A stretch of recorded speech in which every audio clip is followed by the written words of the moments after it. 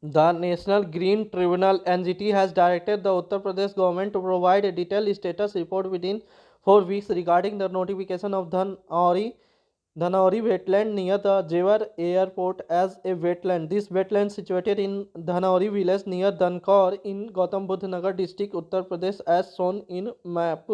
Upper part is Surajpur Bird Sanctuary and lower part is in the map Dhanauri wetland. River Association, though primarily a standalone wetland, it forms part of Yamuna River Basin ecosystem. Features home to 217 bird species, including 150 Saras cranes. The state bird of Uttar Pradesh, recognized as an important bird area IBA by Wildlife International. The journey of Dhanauri wetlands. In 2014, Dhanauri wetlands discovered by Anand Arya. In 2015, Anand Arya asked UP State Forest Department to notify Dhanauri wetlands. In 2017, Wetland Conservation Management Rule 2017 are notified in May 2019. Deadline for states to notify wetland in 2020. Jewar Airport's Environment Clearance asked for Dhanauri wetlands notification in 2023. Anand Arya files petition in front of NGT National Green Tribunals.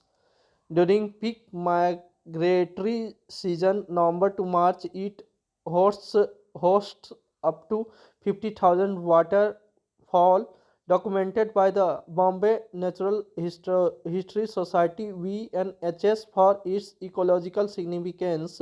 What is a Ramsar site? A Ramsar site is a wetland designated for international importance under the Ramsar Convention of 1971, a global treaty for wetland conservation and sustainable use. Wetland chosen as Ramsar site meet criteria based on their ecological biodiversity and or cultural significance.